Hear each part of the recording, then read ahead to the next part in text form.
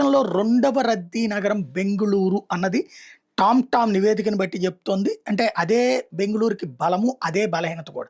ఆ అతి రద్దీ కారణంగా ట్రాఫిక్‌తో నానా చికాకులైపోతున్నది ఒకవైపున. రెండో వైపున అంత డిమాండ్ ఉన్నటువంటి నగరం కాబట్టి రియల్ ఎస్టేట్ బాగా ఉంటుంది. తాజాగా చూస్తే ప్రపంచంలో రద్దీ నగరంగా దేశ ఐటీ రాజధాని సిలికాన్ సిటీగా పేరొందిన బెంగుళూరు నిలిచింది. అంతర్జాతీయ లొకేషన్ టెక్నాలజీ కంపెనీ టామ్ తాజాగా విడుదల చేసిన నివేదికలో ఈ అంశాన్ని పేర్కొంది. 2025లో బెంగుళూరు ట్రాఫిక్ సమస్యలను ఎదుర్కొనే నగరాల్లో రెండో స్థానంలో నిలిచినట్టు ప్రకటించింది. అత్యంత ట్రాఫిక్ కలిగిన నగరాల్లో మెక్సికో సిటీ తొలి స్థానంలో ఉంటే, ఐర్లాండ్‌లోని డబ్లిన్ నగరం మూడో స్థానంలో ఉంది. బెంగుళూరు 10 కిలోమీటర్ల ప్రయాణానికి సుమారు 36 నిమిషాలు పట్టినట్టు నివేదిక చెప్పింది. 2024తో పోలిస్తే ఆ సమయం 2 నిమిషాలు 4 సెకన్లు పెరిగిందండి. బెంగుళూరులో వారంలో 7 రోజుల పాటు ట్రాఫిక్ కొనసాగుతుందని చెప్పింది. ఏడాదికి 168 గంటల పాటు కేవలం రష్ అవర్ ట్రాఫిక్‌లో ఉంటారని, రోజుల ప్రకారం లెక్కపెడితే ఒక వ్యక్తి తన జీవితంలో విలువైన 7.4 గంటలను రోడ్డుపైనే వృధాగా గడుపుతున్నారని చెప్పింది.